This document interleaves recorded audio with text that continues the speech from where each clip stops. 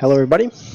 Today's lesson is not going to be so practical. It's going to be a little bit more theoretical, so nothing that you're going to be using in your code too much.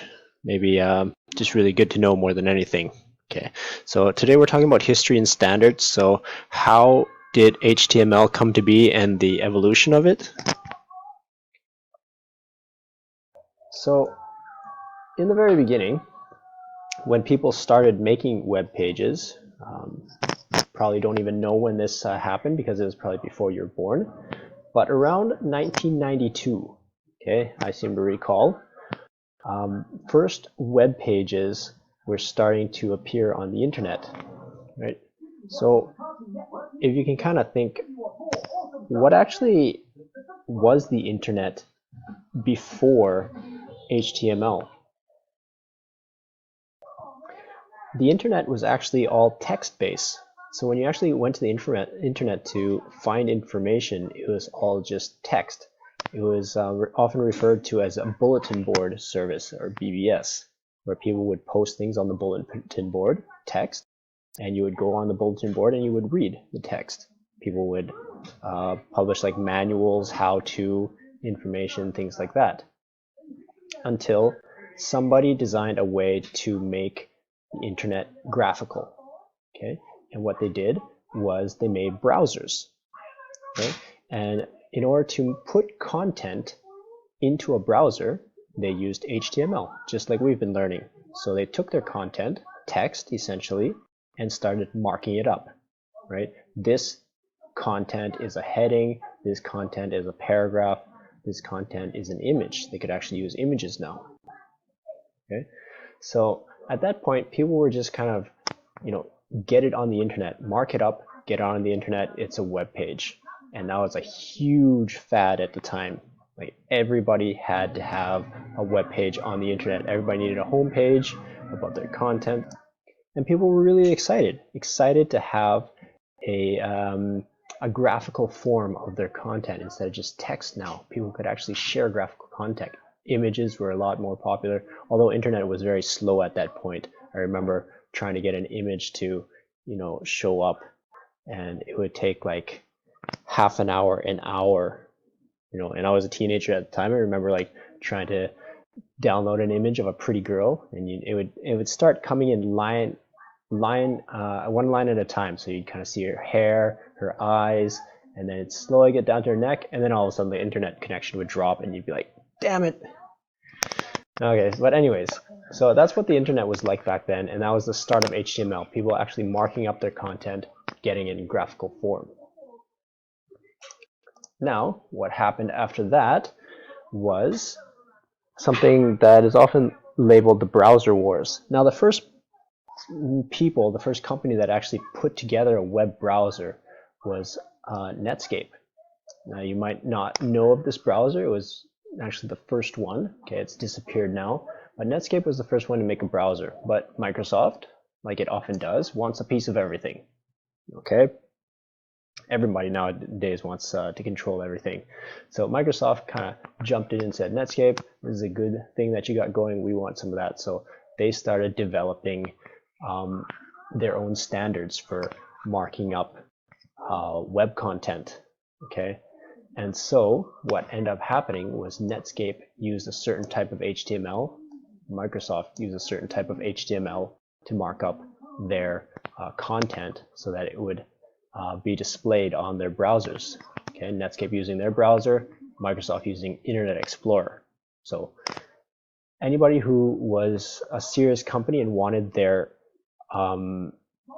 web page or websites on the internet, you can imagine that they would want their website accessible from both browsers. So imagine a big company like Ford, like a car company, or Coca-Cola or whatever.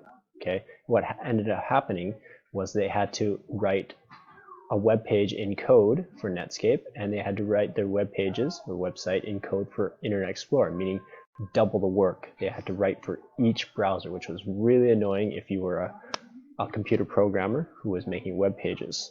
Okay, so those are the browser wars. You had to basically do double the work.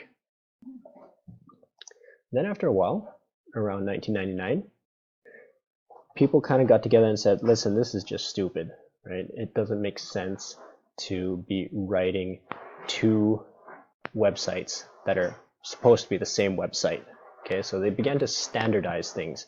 And this group formed called the W3C, the World Wide Web Consortium, which started making kind of like some rules, let's say, saying we should code in this way, no matter what browser you're using, no matter if you're using Firefox, Netscape, Internet Explorer, whatever. I don't think Google Chrome even existed at that time, but of the different browsers that existed, we should all be coding the same way, and that became the standard, HTML4. Okay, so that way you could, this was a lot better for programmers. They could just write one piece of code, and for the most part, it would display the same in the most important browsers. And then they said, okay, we need to become really strict about this, and you have to code in exactly this way for it to work. And this was kind of like more standardization, but they became a little bit too strict, and people found it not flexible enough for the programming needs. So that was around 2001, and then after a while, people kind of didn't like that, so they kind of dropped it. And this XHTML, it was a mix of XML, HTML. You don't really need to know about those. If you want, you can Google them. But it was kind of like a new standard. They kind of like said, okay, we're going to throw away the old standard and start with a new one.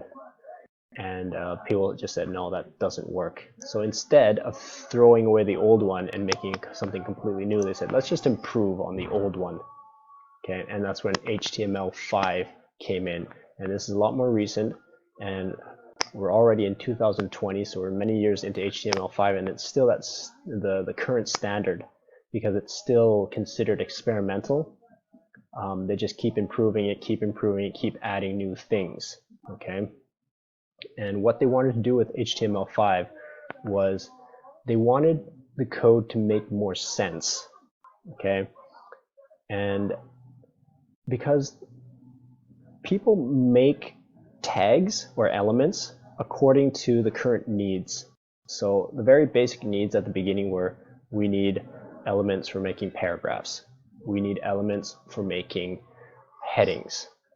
Okay, but as the internet grew, as we grew, we got into the future, and then new things came up, things like blogs, videos, right? These are fairly recent things that didn't exist when HTML4 came around, which, if you recall, was 1999. So things like blogs, videos didn't really exist back then, or were rare, right?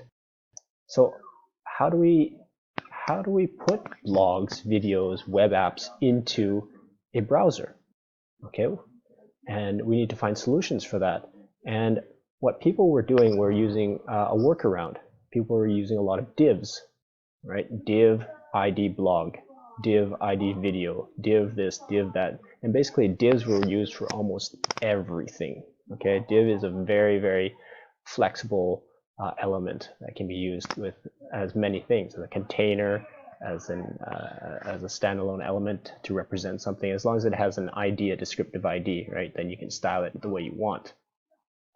Okay, but people said, okay, we're getting a little bit too many divs. Let's actually create some new elements, right? And you might have seen before in the navigation, for example, people used to make navigation bars using div ID navigation or div ID nav. And they said, this is something that's just, used everywhere. Let's just make an element for it. And they've actually made a nav element. Okay. Similarly, they've made a footer element. They've made a header element. Anything that's very common, they just said, let's make an element out of it, instead of you having to do div ID equals footer, div ID equals header, that sort of thing. So HTML5 was all about that, and I'll talk about HTML5 later. Okay, so that affected the doctype. Now, I made you guys put in a doctype, but I never really explained it very well. Okay, it is required, and this was basically saying this is the type of HTML that I'm using in my web page. Okay, that's why we put a doctype. And at the beginning, doctypes were very complex, And let me just show you in your textbook. Okay, so here's a bit of a timeline for the progress. And here's an example of an old Doctype, which was using HTML4. So it was really long, nobody really understood it, and yeah, very complex. You had to declare whether it was public code or private code, and what type of standard you're using, linking to a web page, and all that, XHTML, yada, yada, yada. And so they said, let's scrap that. Nowadays, everybody's going to be probably using the most recent standard, right?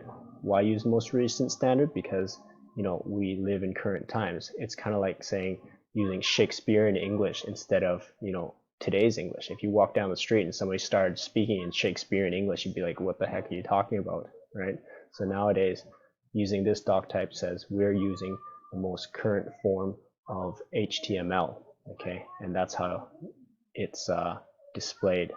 Okay, so if you put that, that means we're using the most recent type, and at the moment it's HTML5.